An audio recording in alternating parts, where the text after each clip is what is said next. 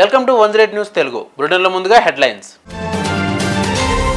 Shri Chaitanya school ముందు budget పాఠశాల యాజమాన్యుల ధర్నా. బోధన మాజీ ఎమ్మెల్యే షకీల్కు బిగ్ షాక్, ఆ పిటిషన్ కొట్టివేత. మహిళా కానిస్టేబుల్పై లైంగిక దాడి, ఎస్ఐపై కేసు నమోదు. వంటింట్లో టమాటా మంటలు, మరో వారం రోజుల్లో కిలో 200కు పైగా చేరే ఛాన్స్. రాష్ట్రంలో ఉద్యోగుల సాధారణ బదిలీలకు రంగం సిద్ధం, సీఎం రేవంత్ రెడ్డి వద్దకు చేరిన బదిలీల ఫైలు. అనుమతులు లేకుండా నిబంధనలకు విరుద్ధంగా ఏర్పాటు చేస్తున్న శ్రీ చైతన్య స్కూల్ ముందు బడ్జెట్ పాఠశాల యాజమాన్యులు ధర్నా నిర్వహించారు.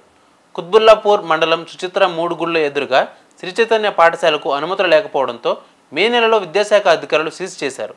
అయినప్పటికీ పాఠశాల యాజమాన్యం అడ్మిషన్ స్వీకరిస్తూ విద్యార్థులను చేర్చుకుంటుంది. ఈ విషయంపై ఇప్పటికే ప్రైవేటు స్కూల్స్ యాజమాన్యాలు కోర్టును ఆశ్రయించాయి. అయితే బుధవారం నుంచి పాఠశాలలు ప్రారంభం చేస్తున్నామంటూ శ్రీ చైతన్య స్కూల్ మెసేజ్లు పెట్టడంతో కుత్బుల్లాపూర్ బడ్జెట్ స్కూల్ యాజమాన్యం సంఘం పాఠశాల ముందు ధర్నా చేస్తున్నారు. మా దగ్గర చదివే మంచి విద్యార్థులను అలాగే మేము ట్రైన్ చేసిన మంచి స్టాఫ్ను కూడా మోసపూరిత ప్రకటనలతో తీసుకొని మేము 15,000 20,000 ఇచ్చి మంచి ట్రైన్ చేసిన టీచర్స్ను కూడా 25,000 30,000 ఇచ్చి తీసుకొని మా దగ్గర ఉండే మంచి క్రీమ్ని ఇటు విద్యార్థుల్ని అటు టీచర్స్ని కూడా తీసుకోవడంతో మా బడ్జెట్ స్కూల్స్ చాలా సఫర్ అవుతున్నాయి. ఈ విధంగా మేము ఇంతకుముందే 10-15 డేస్ బ్యాక్ డిఓ గారికి కూడా చెప్పాము. డిఓ గారు యాక్షన్ తీసుకున్నామని చెప్పారు.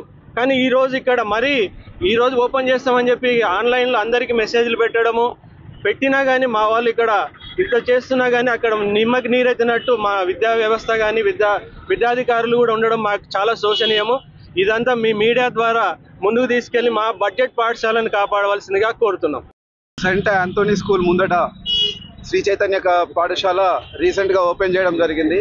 ఎలాంటి అనుమతులు లేకుండా కనీసం 56 జీవోని కనీసం తొంగలో తొక్కి డబ్బుంది కదా మేము ఏదైనా చేస్తామని ఎలాంటి నామ్స్ లేకుండా కనీసం కొంచెమైన డిస్టెన్స్ ఉండాలి. అలాంటి డిస్టెన్స్ లేకుండా ఇక్కడ ఏర్పాటు చేసి టోటల్ ఇక్కడ ఉన్న బడ్జెట్ పాఠశాలని అందరికీ ఎఫెక్ట్ చేసే విధంగా వాళ్ళు ప్రవర్తిస్తున్నారు. అంతేకాకుండా ఎంతో లక్షల ఫీజులు పెట్టి మామూలుగా బడ్జెట్ పాఠశాలలో నామినల్ ఫీజులతో మేము చదువు చెప్తూ ఉంటాం. అలాంటిది కాకుండా ఇలాంటి పెద్ద పెట్టి కార్పొరేట్ వాళ్ళు ఈ విధంగా ఏర్పాటు చేసేసి బడ్జెట్ పాఠశాలందరినీ ఇబ్బంది చేస్తారు. దయచేసి ప్రభుత్వం దీని మీద చర్య తీసుకొని మినిమం ఒక డిస్టెన్స్ ఉండేటట్టు చేసి కార్పొరేట్ విద్యను నియంత్రించాలని మేము కోరుకుంటున్నాం.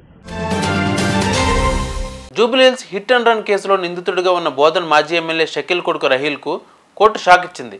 బోధన్ మాజీ ఎమ్మెల్యే షకీల్ కుమారుడు రహీల్ బెయిల్ పిటిషన్ను కోర్టు కొట్టివేసింది. జూబ్లీహిల్స్ రోడ్డు ప్రమాదం కేసులో ముందస్తు బెయిల్ పిటిషన్ కొట్టివేసింది. పోలీసులు విచారణకు హాజరు కావాలని కోర్టు బోధన్ మాజీ ఎమ్మెల్యే షకీల్ కుమారుడుకు రహీల్కు ఆదేశించింది. రాష్ట్రంలో ఎస్ఐ మహిళా కానిస్టేబుల్పై లైంగిక దాడికి పాల్పడడం తీవ్ర సంచలనంగా మారింది. ఈ ఘటనలో భూపాలపల్లి జిల్లా Kaleshwaram PSSI I Bhavani ఎస్ఐపై case నమోదైంది. ఎస్ఐ భవానీ సేన్ వేధిస్తున్నట్లు మహిళా కానిస్టేబుల్ ఉన్నతాధికారులకు ఫిర్యాదు చేసింది. విధుల్లో ఉన్న తనపై అత్యాచారం చేసినట్లు ఆరోపించింది. ఎవరికైనా చెప్తే చంపేస్తానని ఎస్ఐ బెదిరించినట్లు మహిళా కానిస్టేబుల్ ఫిర్యాదు చేశారు. ఎస్పీని కలిసి మహిళా కానిస్టేబుల్ గోడు వెలుబుచ్చుకుంది. దీంతో ఎస్ఐ భవానీ సేన్ను ఉన్నతాధికారులు అదుపులోకి తీసుకున్నారు. కాళేశ్వరం పిఎస్లో అర్ధరాత్రి 2 డిఎస్పీలు సీఏలతో విచారణ చేపట్టారు. యువతితో అసభ్యంగా ప్రవర్తించినందుకు గతంలో ఎస్ఐ ఒకసారి సస్పెండ్ అయినట్టు తెలిసింది. ఈ ఘటనకు సంబంధించి పూర్తి వివరాలు తెలియాల్సి ఉంది.